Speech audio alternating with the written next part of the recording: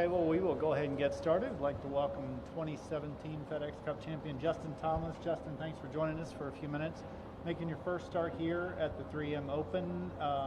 That said, if we could just get a few comments on how you're feeling coming into the week. Yeah, I'm excited to be here. It's always fun coming to a new place. I played 9 today. The course is great. It's in unbelievable condition. The greens are about as good as you could possibly imagine.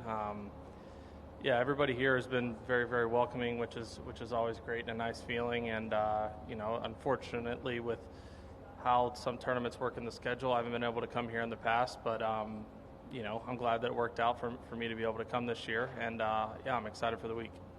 You've got positives about the season and things that you may want to continue building on. Just kind of how you're feeling about your game and your week coming in, so forth. Yeah, I feel like I really feel like great things are coming. I mean, obviously, I've had not very many results or not much positives to show of it, but you know, I've played a lot better golf than I feel like the scores and finishes have shown. I mean, it was just a couple events ago, you know, in the Travelers, I finished the top 10 when it was kind of somewhat. I mean, obviously Keegan was kind of running away from it, but very easily could have been a top 2, 3, 4, 5 finish. But yeah, I'm doing a lot of things pretty well. I just, you know, I got to kind of just get over that hurdle and feel like I'm very, very close. I am, and just got to, you know, hopefully this is the week that it all clicks and comes together. And one somewhat unrelated question. A little while ago while you were practicing, a number of people mentioned that you had talked to a little kid, Tommy or Thomas.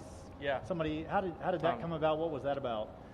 He just was following us. And, you know, there obviously wasn't too many people out there on a Tuesday practice round. And, I mean, he was very into it. And I just asked if he wanted to come walk inside the ropes with us. His real name is Thomas, but he goes by Tommy. I made that mistake when I introduced him as Thomas, and he said I go by Tommy to everybody. So sorry to him for that. But no, he's a cute kid. I mean, he actually hit a shot on 17 with my 7-iron to about 25 feet. It was pretty impressive. And so yeah, he's just big into golf, and I was glad he could come hang with us a little bit. Good mojo for you. Yeah. Well, with that, we'll open it up and take a few questions. Start with Jerry. I know you were in the running for the Ryder Cup team at Hazeltine in 2016. Have you ever played here in Minnesota or spent any time here? I thought this was my first time to Minnesota. I forgot that I came and played Hazeltine for that practice session. So I haven't been here since then or played any other golf around here. It was just basically that day. I think just played 18 holes. So yeah, I haven't been here since then. Did you have any second thoughts or take a second thought to play here or Wyndham in the next 2 weeks? I mean, I'm playing both weeks. Yeah. I'm playing this week and next week, so they weren't originally on the schedule, but things change, and you have to adjust sometimes. And the way that, you know, the playoffs, the format is now, and with it being 70, 50, 30, you know, in the past I may just be able to rely on a good first event or two in the playoffs, but the way it is now, you know, you have to play some good golf to be in the playoffs, and I haven't exactly done that so far. So I have 2 weeks to get myself in a good spot. What's it like kind of embracing the weekly grind right now and playing knowing you have to get points and everything, because not everybody who's outside the top 70 is playing all these events, but why is it so important for you to get yourself in that position and go for it? Well, I mean, a lot of reasons. Like I said, I'm very, very close. I feel like I'm just right there to kind of like breaking through a little inner confidence or mojo, if you will. And I mean, I'm not going to get that at home sitting on the couch. So I need to personally feel like I just kind of need to play my way through it a little bit. But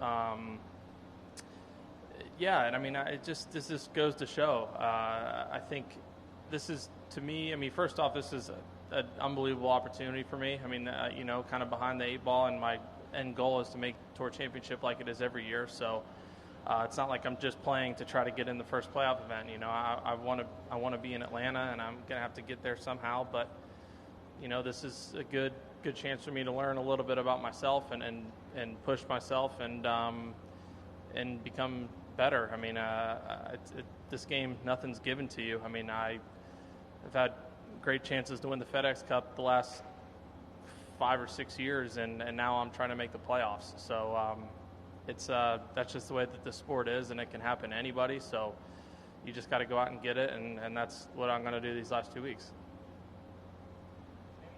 Justin, how have you been spending your time since you left Hoylake? What have you been doing?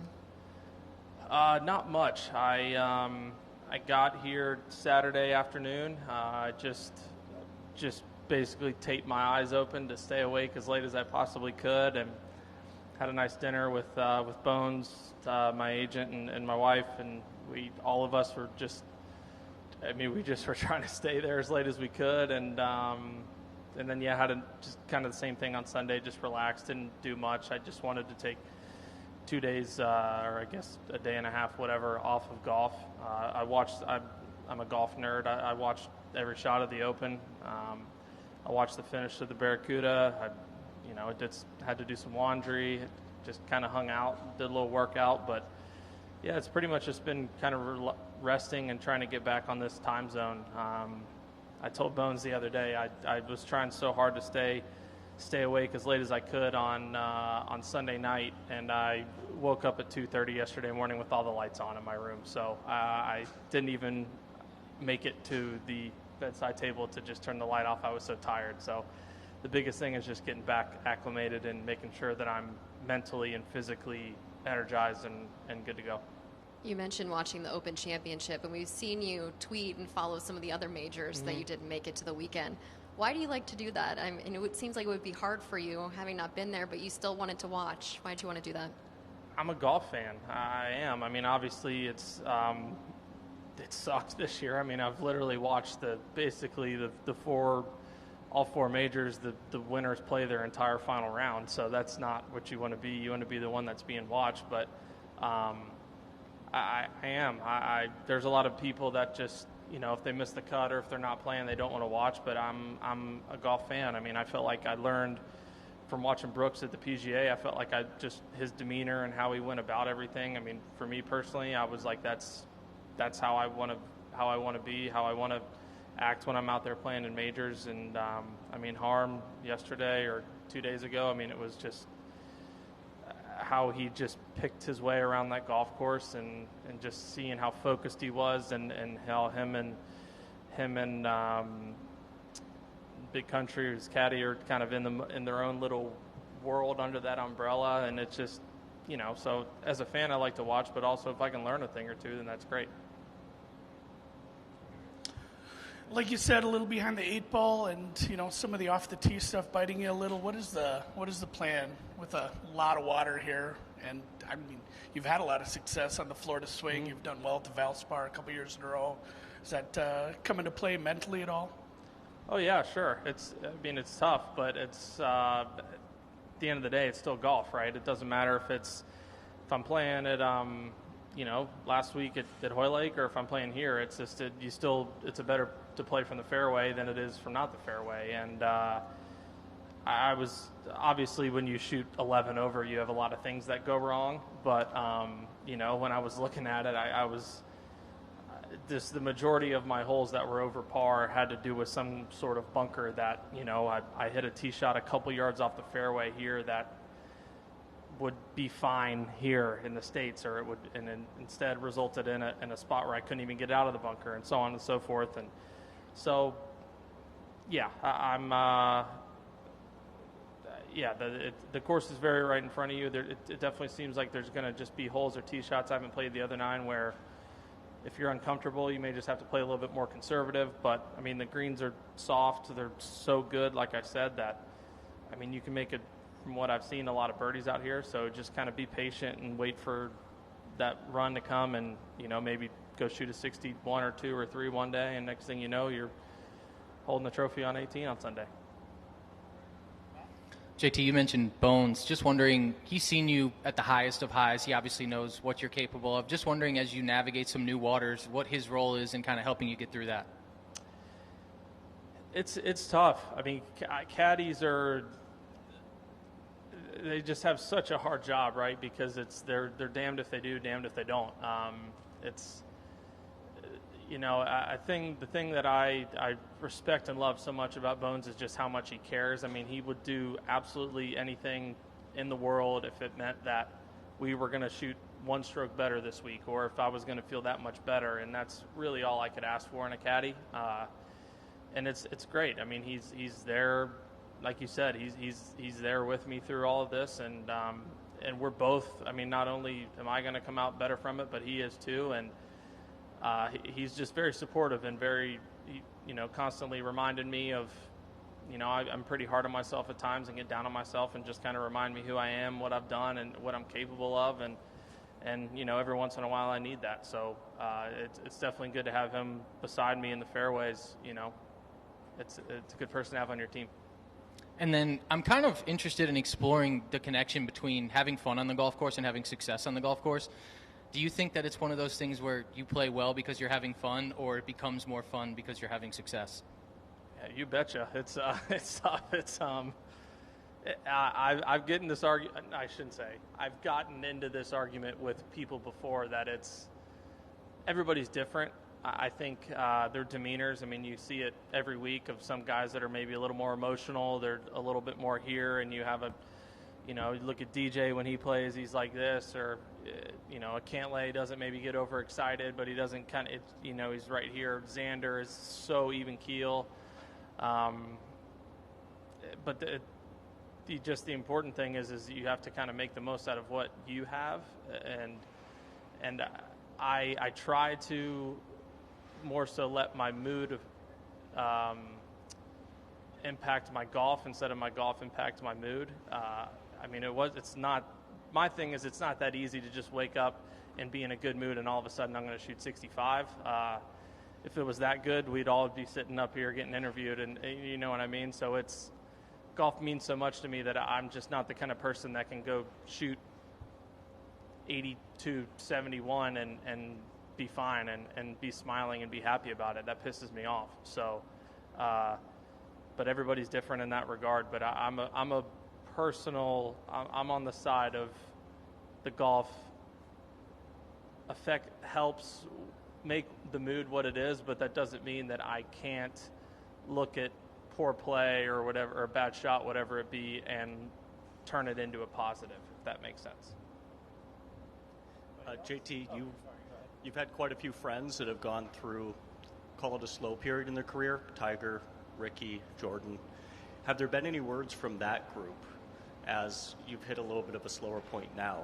Any words of wisdom from people that have seen themselves go through it and come out of it? I've asked him questions. I've talked to him about it, but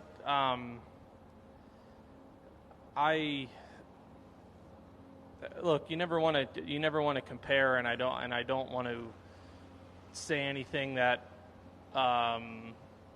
makes what they went through better or worse than it was. But I'm not in that position yet.